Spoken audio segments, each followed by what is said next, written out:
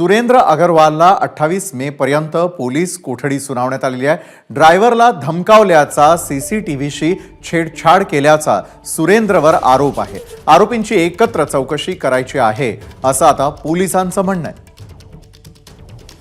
मंदार गुंजारी आपले प्रतिनिधी या संदर्भात अधिक माहिती आपल्यापर्यंत पोहोचवतात। मंदार, खरं तर सुरेंद्र अग्रवालला आता दिलेली पोलीस कोठडी आणि त्यानंतर एकत्रपणे चौकशी संदर्भातही पोलिसांचं काहीतरी सांगणं आहे। नेमकं पोलीस काय म्हणतात?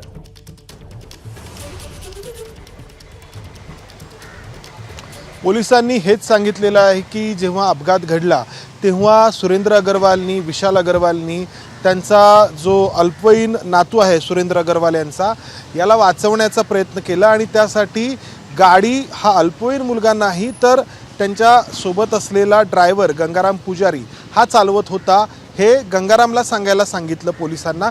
त्यानंतर गंगारामला त्यांनी 2 दिवस डांबून ठेवलं आणि गंगारामवरती दबाव आणला असा एकंदरीत आरोप आहे या सुरेंद्र अग्रवालवरती आणि जे विशाल अग्रवाल आहे त्यावरती। आणि त्यासाठी या सुरेंद्र अग्रवालना अटक करण्यात आली आहे।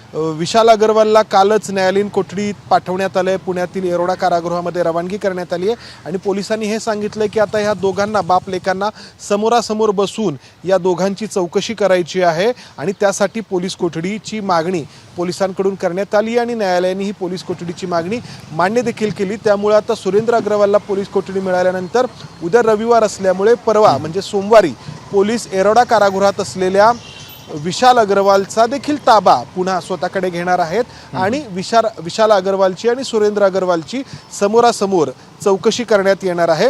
सुरेंद्र अग्रवालचं वय हे 77 वर्ष आहे आणि त्याच्या वकिलांकडून हेच सांगण्याचा प्रयत्न केला की 77 वर्ष वय असलेला व्यक्ती कुठेही पळून जाऊ शकत नाही किंवा आणखी कोणत्याही प्रकारचा तपासामध्ये तो अडथळा निर्माण करू शकत नाही, त्यामुळे पोलीस कोठडी देण्यात येऊ नये अशी बाजू या सुरेंद्र अग्रवालच्या वकिलांनी मांडली। मात्र न्यायालयाने ती बाजू फेटाळली आणि सरकारी पक्षाचा जो दावा होता तो मान्य केला आणि त्यामुळे आता सुरेंद्र अग्रवालला पोलीस कोठडी सुनावण्यात आलेली आहे। आणि मी जसं म्हटलं, सोमवारी विशाल अग्रवालचा पुन्हा येरवडा कारागृहातून ताबा घेतल्यानंतर दोघा बापलेकांना समोरासमोर बसून यांची चौकशी करण्यात येईल।